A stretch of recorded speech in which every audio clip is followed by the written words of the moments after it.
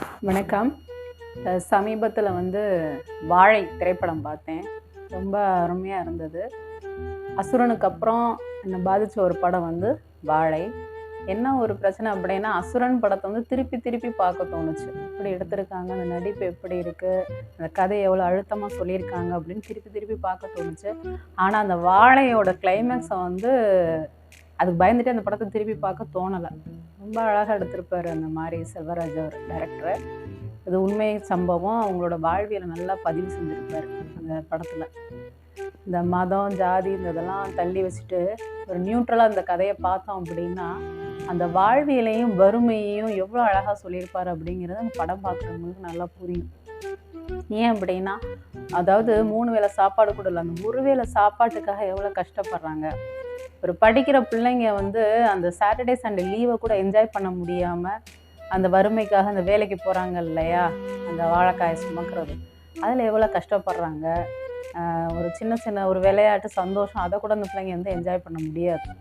ரொம்ப அழகாக அந்த படத்தில் காமிச்சிருப்பாங்க. ஒரு உருண்டை சோறு, அந்த கிளைமேக்ஸ் ரொம்ப பாதிச்சிருச்சு. அந்த பையனுக்கு பசி, ஸ்கூலில் போய் டான்ஸ் ஆடணும்னு ஒரு ஆசை, ஆடிட்டும் வந்துடுறான், பசிக்குது. அந்த வாழை தோப்பில் வரும்போது ஒரு 2 வாழைப்பழத்தை கூட எடுக்க முடியாத அளவுக்கு அவனை அடிச்சிடுறாங்க. அதையும் தாண்டி பசியில் வர்றான். வீட்டில் அக்கா செத்து போயிடுறா, ஊரில் இருக்கிறவங்க பல பேர் செத்து போயிடுறாங்க ஒரு விபத்தில். அந்த துக்கம், அதையும் மீறி அவனுக்கு அந்த பசியை தாங்க முடியலை. வீட்டில் போய் உள்ளே போய் சாப்பிட்ட அப்புறம் அழுக கூட அவனுக்கு சீவே இல்லை. சாப்பிட போகிறான், அந்த 2 உருண்டையை கூட அவனுக்கு வாயில் வைக்க முடியாமல் அவங்க அம்மா அடிக்க வரல, இருந்தாலும் பயத்தில் ஓடி போகிற மாதிரி அந்த சீனை எடுத்திருக்கிறாங்க. ரொம்ப அழகாக எடுத்திருக்காங்க. இது எதுக்கு சொல்ல வரேன் அப்படின்னா, இந்த காலத்து பிள்ளைங்கள்லாம் பார்க்க வேண்டிய ஒரு படம் வாழை. ஏன் அப்படின்னா, இந்த சொல்லுவாங்களே, என் பையன் சாப்பிட மாட்டேங்கிறான், என் பையன் வறுத்தது தான் சாப்பிடுவான், பொரிச்சது தான் சாப்பிடுவான், இந்த மாதிரி சாப்பாடெலாம் அவனுக்கு பிடிக்காது, அப்படி இப்படின்னு சொல்லக்கூடிய பிள்ளைகள் இருக்கக்கூடிய இந்த காலகட்டத்தில் வீட்டில் ஏதோ அம்மா ஒரு அட்வைஸ் பண்ணிட்டாலோ திட்டாலோ சாப்பாடு மேலே கோவிச்சுக்கிற பிள்ளைங்களும் இருக்கக்கூடிய இந்த காலகட்டத்தில் இந்த படத்தை போய் பார்க்க சொல்லுங்கள்.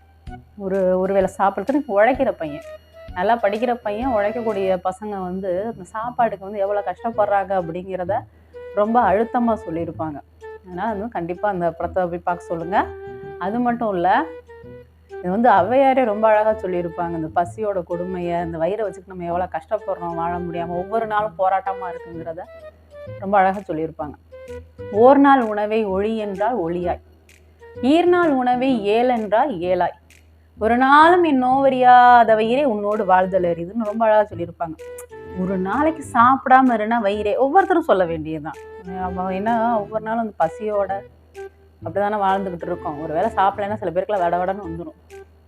ஒரு நேரம் அந்த சாப்பாடை ஒளினா ஒழிக்கிறியா, வேண்டான்னு சொல்றியா, என்ன பாடுபடுத்துற. அதே மாதிரி ஒரு உணவு நிறையா கிடைக்கிது, ஒரு விருந்துக்கு போயிருக்கோம், 2 நாளைக்கு சேர்த்து ஸ்டோர் பண்ணி வச்சுக்கணும், அந்த வயிற்றுல சொல்ல முடியுமா? ஈர்நாள் உணவே ஏழென்றால் ஏழாய், முடியாது, அப்பான்னு சொல்லிடுது. ஒரு நாளும் என் நோவறியாத வயிறை, என் கஷ்டத்தை கொஞ்சம் கூட புரிஞ்சுக்க மாட்டேங்கிறியே, உன்னோடு வாழ்தல் அறிவு. மனுஷனா பிறந்ததுலேருந்து சாவர வரைக்கும் பசி அனுபவிச்சு தான் ஆகணும், வயிறோட வாழ்ந்து தான் ஆகணும் அப்படின்றத அவையார் ரொம்ப அழகாக எழுதியிருப்பாங்க. இது எதுக்கு சொல்ல வரேன் அப்படின்னா, இந்த பசியோட அந்த வேதனையை, ஏன்னா அக்கா இறந்து கிடக்குறா, அது துக்கம், அதையும் மீறி ஒருத்தன் சாப்பிட போகிறான், அந்த சோத்து பானையில் கையோடு சாப்பிட போகிறான்னா அவனுக்கு எவ்வளோ பசியோட அந்த இதை சொல்லியிருப்பாங்க. ரொம்ப அழகாக எடுத்திருக்கிறாரு அந்த டைரக்டர். மாணவிகள்லாம் போய் பாருங்கள். என் மாணவிகளுக்கும் சரி, என் மகளுக்கும் சரி இந்த பிரச்சனைலாம் இல்லை. ஏன்னா அவங்களுக்கு சோறு தான் முக்கியம். கேட்டிருக்கேன் நான், என்னப்பா ரோசமாக சோறானா, இல்லை மேம் எங்களுக்கு சோறு தான் முக்கியம் அப்படின்னு சொல்லியிருக்காங்க. ஒரு சில பிள்ளைகளாக இருக்காங்கல்ல, இந்த ஆடம்பரமாக வாழணும், ஹோட்டலில் தான் போய் சாப்பிடுவேன், இன்னது இருந்தால் தான் சாப்பிடுவேன், எனக்கு பிடிச்சது இருந்தால் தான் சாப்பிடுவேன்னு சொல்லக்கூடிய பிள்ளைகளாக இருக்காங்கல்ல, அந்த மாதிரி பிள்ளைகளுக்கு இந்த படத்தை போய் காமிங்க. பெற்றோர்கள் எவ்வளோ அழகாக எடுத்திருக்காங்க. வேலைக்கு போகிறாங்க, படிக்கிற பசங்க எவ்வளோ கஷ்டப்படுறாங்கிறத ரொம்ப அழகாக சொல்லியிருக்காங்க.